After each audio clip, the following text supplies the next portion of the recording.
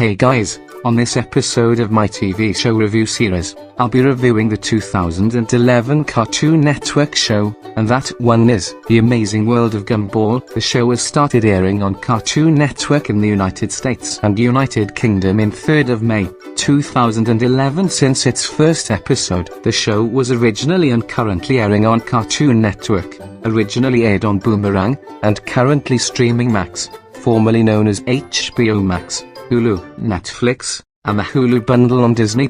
It involves a blue cat named Gumball and Darwin. They go on amazing adventures. I'll talk about the characters. First thing we have is Gumball Watterson. He is a very imaginative person. Despite his mediocre academic performance, he can be surprisingly brilliant when it comes to formulating all sorts of mischievous schemes. Gumball is also pretty optimistic, despite his cynicism towards society itself. As seen in episodes such as The Bumpkin and The Money, he is still fairly positive in what to expect out of people, though there are exceptions. When his family is financially suffering in The Money, he reminds them of the joys of family and pushes them to be more optimistic. In the others, he is quick to reject Claire's notion of no happy ending, only wanting to see her have a happy ending, no matter how forced it was. He's also happy to help others, as seen in The Void, The Upgrade, and The Slide, in which in all three he went great lengths to assist Molly, Bobert, and Rocky,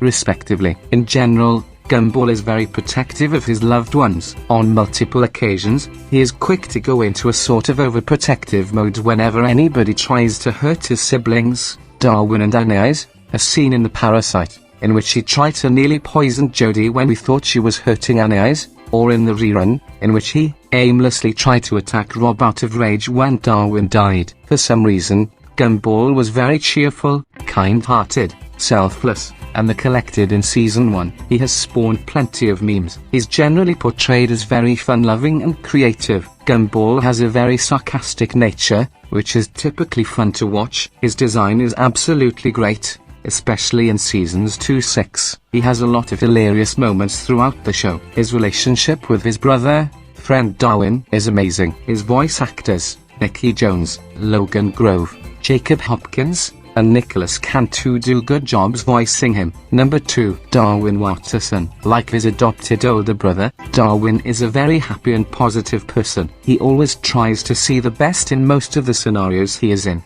and in general, always tries to have a smile on his face. Not only does he desire to be happy, but he also desires to see others happy. His selfless acts of happiness can be seen in episodes such as The Fan, The Advice, and The Stories. He has a strong sense of honesty, always willing to tell the truth no matter how much trouble it may cause. While not always the best source of help, Darwin is always willing to help his friends in different situations, putting the other's safety in the first place before his. He is a great source of comedy, often bouncing off other characters' designs and different personalities. Unlike his older brother Gumball, he is often grateful about his life. In Season 1, he was pretty stupid, but luckily, he's very likable when he acts all tomfoolery and joyful, and often has some ideas to help out Gumball in The Ghost, The Kiss, The Date, The Curse, and The Fight. His design is very cute, arguably the cutest character in the show. The voice actors Jake Bratt, Kwesi Bocquelet Ransom Jr., Doniel T. Hansley Jr., and Christian J. Simon did a nice job voicing Darwin. While he's supportive, helpful, and nice, he can have his limits and put his foot down when things get too far. This showed more in later seasons. Number 3. Anais Watterson. She is the smartest of her family. She's very intelligent for her age. Her voice actress Kyla Kowalski provides a very fitting voice for her, making for a great performance. She is a remarkably cunning strategist as well, as shown in the episodes The Remote and The Password. She has been shown on numerous occasions to have a knack for solving problems. One example was when she figured a way out of the house when it flooded in The Responsible, and the time she developed a complex solution to solve the problem of getting her grandmother's luggage up a flight of stairs in The Kiss. Number 4. Nicole Watterson. She is a very responsible person, and one of the few serious characters on the show. She is protective. She cares about her family, like when her children were late to school.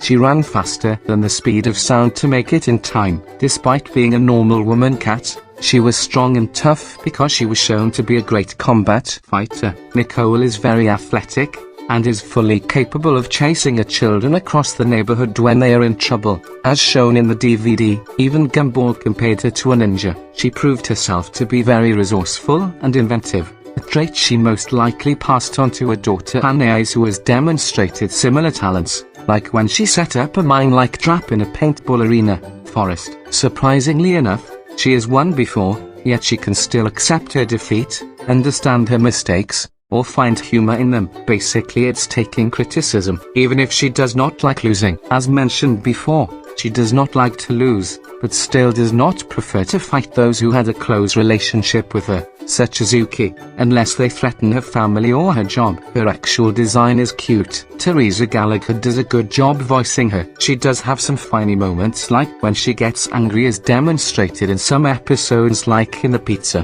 the DVD, the parking, the helmet, etc. Number 5. Richard Watterson. I have nothing to say, but he's funny. Speaking about the crossovers, Gumball made a cameo appearance on the Uncle Grandpa episode Pizza Eve, along with other Cartoon Network characters from currently running and ended cartoons. Another thing, Gumball made a cameo appearance on the OKKO Let's Be Heroes episode and Cartoon Network special crossover Nexus, along with other Cartoon Network characters from currently running and ended cartoons. Onto the verdict. I'm giving this show 10 out of 10. Best show from the modern Cartoon Network. And that concludes this review. Case closed.